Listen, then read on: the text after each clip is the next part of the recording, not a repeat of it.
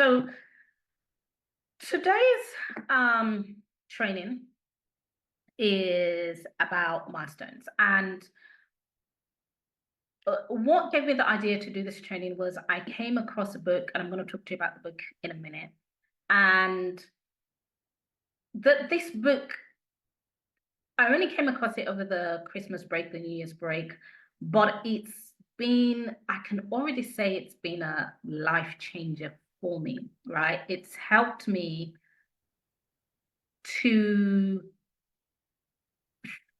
think differently about how I get things done, but specifically in the context of achieving goals, right?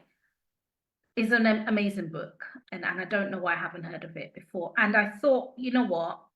Why not pass this information down to our parents? Why not pass it to our students? Why not pass it to our parents, right? Our students are, humans like us, because many times we separate what we're doing or how we do things from the students and what they're doing. But students are just humans, and they're going to learn in just the same way as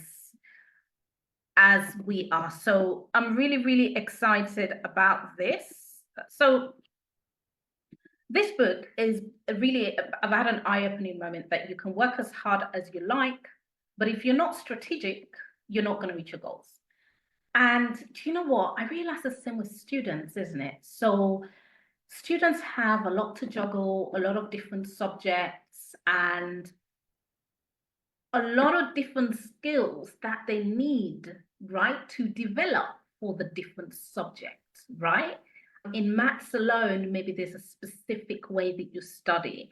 In one of the science subjects alone, there are all of these different skills. Yeah, there's answering extended questions, there's answering short questions, there's practicals, there's maths, right? There is so much. And for lovely students, it can just be overwhelming, not to mention they have homework, extracurricular activities, and so on and so forth. And so many of the students revise very hard, but because they're not doing it strategically, they do not make the progress that they deserve. And so today, what we're going to do, we're going to look at how we can plan strategically for maximum success, how our students can plan strategically for maximum success. All right. And a title is The Power of Milestones in Study Planning. Big. And I'm going to talk about what milestones are in a minute in the context of students. So we are going to look at the danger of students not setting clear milestones in their academic plan. So if they're not setting milestones, what problems could that be? Could they get? What are the consequences? We're going to look at how to set powerful, achievable milestones that actually inspire them to take action. And number 3, my favorite, the one game changer that will really ensure students stay on track and achieve their goals. And this is what's been a game changer for me. And I'm really looking forward to sharing that with our students. So if you haven't guessed by now and you have not come across this book, this is where I got this book from, The 12-Week Year. And just to give you a quick summary of the book is about, in general, many of us set goals, but we don't achieve it, right? I think I came across a study recently that said something like, I think this was in America, it was something like only 9% of people who set goals at the start of the year achieve it. 9%, right? And you might be thinking, well, that's not me, or that's not my child. But actually, when I thought about it, I thought, gosh, there are some goals, like one of my goals that's in my head is a big goal. I've suffered with digestive conditions for maybe 2 decades now. And that has been a goal, right? A goal. But 20 years later, I'm still suffering with those issues. And even if I make progress, I go back, right? And that says something is missing, that many of us are not reaching our goals. So Now, if as adults, if for somebody as me, as a teacher, I am not reaching health goals that are crucial, can you imagine then how our students will not be reaching their goals, right? Because they are, they just at a stage where they need to work even harder. So this book is really about, rather than setting goals of a very long time, like 12 months, set it over short term, like 12 weeks, and kind of sprint, if that's the right word, towards set it over a short time, focus on key goals or essentially milestones, which we're going to talk about there. And then put certain things in place to help you achieve that goal. So if you can imagine, if you're focusing on goals over 12 weeks, you're going to have 4 12 weeks periods. So you're going to achieve much more goals over a year than if we did the traditional, planning for a year ahead. So this is what this book is about. It's absolutely brilliant. And if you do not have this as a parent, I recommend this to you. As a person, never mind a parent, I recommend this to you. And I also recommend it to your child. If you can, definitely get one for your child. So what is a milestone, parents? So a milestone is really just a mini goal, right? And here we're focusing on we're actually just focusing on a child's journey, right? So it's a mini goal set along their academic journey. So a big goal, of course, would be get a grade 5 in maths, get a grade 7 in geography, right? But a mini goal is, what do I need to get those grades? Do I need to master this particular topic, right? Do I need to get this grade in this mark? Do I just need to make sure I stay at the end of school, right, after every particular subject and clarify some things with my teacher? Milestones, right? Just like if you're going on a journey, you're going from London all the way to Scotland, a milestone would be, I don't know, when you get to Birmingham, when you get before Birmingham, or, there's somewhere along your journey for you to be like, oh, I'm halfway there. Not too bad now. We can have a bit of a rest, and start again, right? That's the same effect that it's going to have with our students. Milestones help break down the vast syllabus into smaller, manageable chunks. They confirm achievement, just as I just talked about that drive-in, reached Birmingham, you're like, oh, I reached it. I'm doing good. Not that long to go. Let's keep going, right? They confirm achievement. And it helps students to stay focused and motivated.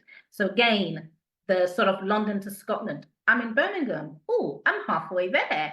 Oh, it's only 4 hours left now. All right, let's take a break. Let's get focused and let's get back on track, right? So important. So this is the kind of thing that we've been working with our students, and you can see here's a review here of our students, and I'm just going to pull out a few key things. She's doing maths and science with us, and this is Mary currently doing maths and science with us. She's improved 1 grade in the last few months, from 5 to 6, and we're aiming to push her up to a grade 8. She wants to get a grade 7, but I'm trying to push her up to grade 8. So, she's talked about how we've really helped keep her on track, right? Isn't that amazing? Because it's not just about come in and study, right? And this is what I love about what we do here, that, to be honest, I don't really see other tutoring companies doing this, is we're not just about the topics, we're about all the other stuff outside the topics that's going to help you, like what we're doing now in terms of goal planning, right? We do a lot of extra lessons around exam technique, around helping the students plan a roadmap, around helping the students know what they should be focusing on, because it's those little things that's going to give them the grades. It's not just studying. And this is what I have learned from reading this book. I'm talking too much today because I'm so super excited about this. I normally don't talk this much. So anyway, back to Mary. making sure they're working to their best ability, good standard. She's talked about how things were hard at the beginning, but they're becoming better because we've been helping her. Teachers are noticing improvement at school. Motivation is improving. We give reports, they in-depth, and more and more and more. So this is from somebody who is working with us right now. So you can see just how we help our students. So we talked about what milestones are. Let's talk about what is the risks if students do not set milestones. They do not set those mini goals. Well, they get distracted, right? Because all they think is, oh yeah, I'm going to get a grade 5 in 3 years' time. I'm in year 9. I want to get a grade 5 in 3 years' time. I'm fine. Right? What's your child going to be doing? Playing games, video games, right? Or just not focusing, just being distracted. They think they have plenty of time. Or I have students who are in year 11 and they say to me, oh, I've got time. I don't need to do device right now, or I don't even need to do any additional tutoring right now, because I'd rather wait until just a few months before the exam. Insane, right? Especially for somebody like me who have a science background, biology, chemistry, and physics, where that has been taught over 3 years. You're going to spend 3 months to revise so that you can excel and be at the top of your game. And that's not going to work. They're going to be demotivated, right? Is your child demotivated? There are some students that we have here that when they start being demotivated, and we try to help them to come out of that, because if you don't have the goal, it means you don't have that vision. If you don't have the vision, you're not going to be motivated to reach your goals, right? Of course, that means they're going to perform poorly, they're going to have low self-esteem, and ultimately, they are not going to fulfill their potential, right? So if you think about it, it's like going shopping. It is why people tend to recommend that when you go shopping, you have a list, because otherwise, especially us women, we go in for 5 things and we come back out for 10 things. We get distracted. But if we have a list, that's the goal, that's the vision, that's what we go for. And so really, if students are not reaching their goals and fulfilling that potential, that cycle is going to continue, because now is, oh, I'm not doing very well. It means I'm not very good. It means I'm crap. Okay, why should I bother anyway? And more distraction, and the cycle continues. So that's the risks if students are not setting milestones. So how do you set a milestones? How do students set a milestone? So firstly, they need to have a vision, right? As adults, we talk about setting visions. Vision board is now, quite a big thing. But we don't do that for students. No one did that for me when I was at school.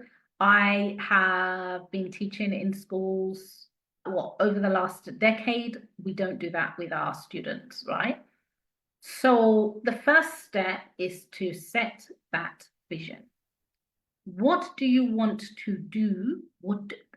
In fact, if we go down here to this bold part, right? What's recommended in this book that I'm talking about, the 12-week year, is the have do be. So think about what you want to have. I want to have this specific career, right? What do you want to do? I want to go to a Russell Group University. What do you want to be? I want to be a manager of blah, blah, blah, right? Your child needs to use this to guide them, right? Your child needs to use this to guide them to create that vision. And a vision board will be good, right? If they have the time. If not, it's fine, okay? But essentially creating some sort of vision. Of course, it's going to be mostly academic, but it could be non-academic as well. We have students who spend a lot of time, have goals for football in the future, or are swimmers, so spend a lot of time going swimming, okay? Then once you've set that vision, you want to set a goal. So let's take the vision of, I want to go into a Russell Group university, right? What are the goals that I need, right, to get to that university? Well, what do I need to do to get to that university? Well, I need to get a grade 9, right, in my maths and my biology and my chemistry, whatever, or I need to get a grade 7. You can see there, we're talking about SMART goals. So really making sure that goal is specific and it is timely. So specific, grade 7. Specific, it's got the subject. Time, by June 2024, right? You also want to be thinking of, okay, is this realistic? Like if my child is currently working at a grade 2, am I going to be saying that between now and June, which is just a few months away, my child will be getting a grade 9, you know? Probably not realistic. So you want to, it needs to be realistic and achievable as well. A second goal could be, I want to secure a place at the specific sixth form and I want to do so by this date. And if you're throwing non-academic, you know, get better at a specific football skill, right? This isn't as specific as I could think of because I'm not a footballer, but hopefully you get the idea, okay? Then you need to set your milestones, and your milestones as just a mini goals. So you're doing exactly what you did with the goals. So this is a goal, Russell Group University, that's the bigger picture, right? Sorry, this is our vision, right? And when we're breaking that down into goal, grade 7 to 9 and so on and so forth. So if we take one of those goals, so let's take grade 7 to 9 in maths, biology, and chemistry. What are the milestones? What are the mini steps, the little things that you need to have reached that you can tick to say, I'm good, you know, I'm good, I've achieved that, okay? So you can say, well, I am currently in grade 5, I only get a grade 6 in my mock exams by February 2024, right? And it could be 6 for all subjects. It depends on where you are. It could just be that, oh, I'm only going to focus on maths because that's the one that I'm below. But actually, I'm all right with biology and chemistry, right? And physics or whatever. I want to develop a better understanding of a specific subject, right? This should be just like here, when we talk about being specific, this needs to be specific. So maybe not even just develop a specific understanding, but you need to know more about this area of this subject. So it needs to be specific to push that brain to help the child to know, okay, this is what I'm working on. All right. So that is setting milestones. Make sure they're specific. Make sure it's with a deadline. Make sure they are challenging. They should be realistic, yes, but challenging at the same time. So again, one of the students that I spoke to recently, Mary, who is at grade 6 and she's trying to get to a grade 7. And I'm like, Mary, I know you can get a grade 8. So yes, grade 7 is realistic, but grade 8 is a bit more of a challenge. And if you force from an 8 to a 7, fine, that's good. But that goal needs to be challenging. That milestone, that small thing that they need to do need to be challenging. Then step 4 is now the action, right? So this is really, really key because we can sit down and we can sort of have a bit of plan and say, I need to do this, I need to do that. But what steps are you going to take to get there? What steps is your child going to take to get there? Right? So sticking with math, sticking with trigonometry, and really struggling with trigonometry, fine, I'm going to spend 15 minutes daily revising this specifically trigonometry topics, Monday to Friday.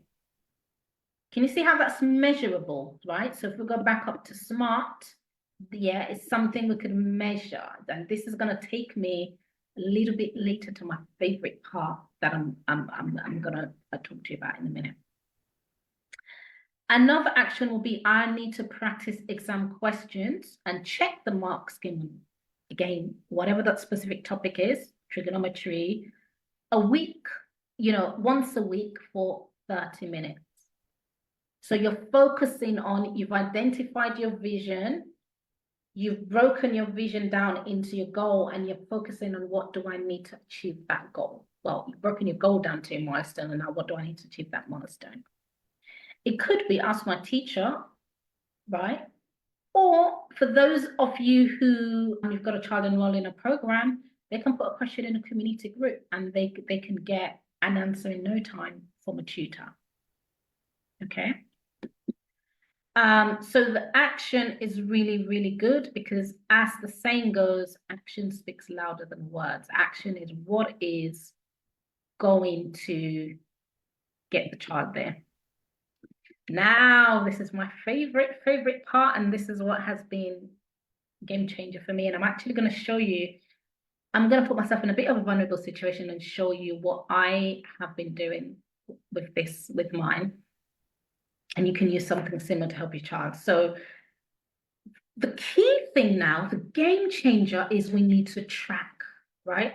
We don't just say, or we don't just write down, we track, and we track those actions. We track, did I spend 20 minutes every day revising whatever topic is in trigonometry? Did I do that? Did I spend 20 minutes revising these topics every day? Did I spend 30 minutes a week going through mark schemes, and exam paper questions, right? Because tracking would help you to see where you are, reflect where you've made a mistake, or reflect on areas that you can improve, should I say, and then make that change the following week. And why is this important? This is important because our students do what they're comfortable with rather than what they really should do. They learn what they're comfortable with rather than what they should be focusing on. So if they plan their goals, they plan their mini goals, their milestones, and they have their actions, now they're going to be focusing on what they should be doing, not what they want to be doing, not what they want to do, not what they're comfortable with. Because if you don't track, it's going to give you a false sense of progress. And oh my God, I've learned this so much. I am tracking things now and I'm like, no wonder why when I said I was going to lose weight, I'm not losing weight, right? No wonder when I said I was going to work on my gut issues, it's not happening. Because in my head, I'm like, yeah, I went for a walk, I'm good. But when you track it down, you're like, that's not enough, right? Really, really important. Tracking gives a clear idea of your progress and it motivates you. And from the book, it says that for those who, should I say, complete about 80% of the tactics each week. So let's just use this as an example. I'm going to spend 20 minutes daily revising these topics, right? If you just do it Monday to Thursday, that's 4 out of 5 times. That's 80%. That's 4 out of 5. That's 8 out of 10. That's 80% of the time. Right? And this is why this is good, because you don't have to go crazy and do everything 100%. Not everybody wants to do 100%. Students don't want to do things at 100%, or shall I say, not all students want to do things 100%. But if you try, right, if you try, you are going to get the result.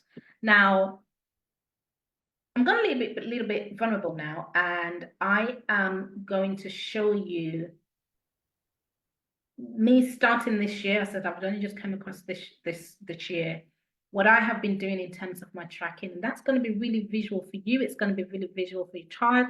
It's going to be really visual for any students here who are watching. and just very powerful to understand, oh, this is why tracking is important. So I think this is the one that I got from last week. And you can see here that when I've tracked it, I've got my score on the right-hand side. Like, you know, one of my health goals, am I walking 30 to 45 minutes every morning? Right? I've got my score here. And I've got a total score for each goal. The first goal isn't there. The first goal is related to career, work, that kind of thing.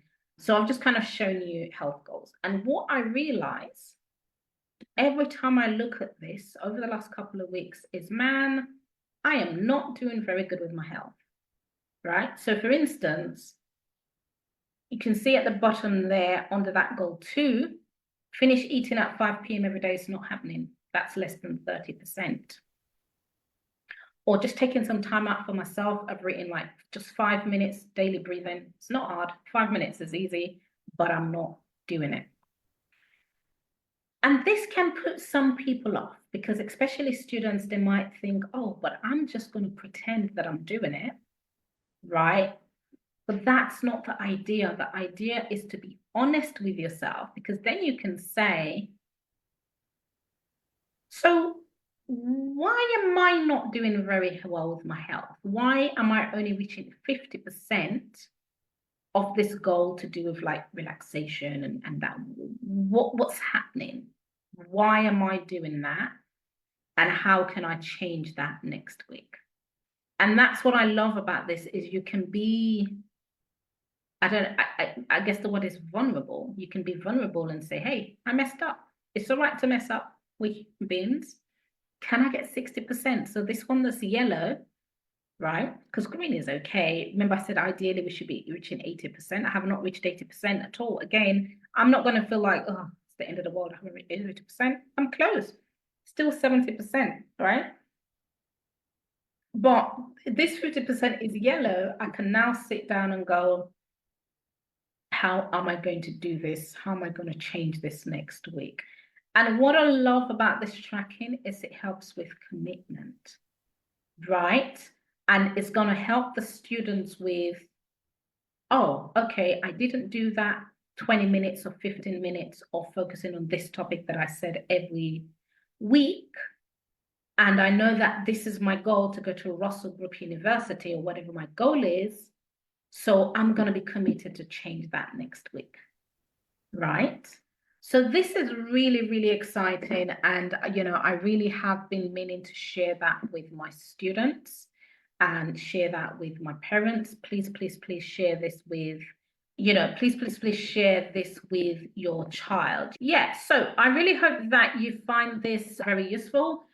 These are the kind of things that we do teach our students inside here at the Impact Academy in our tutoring program.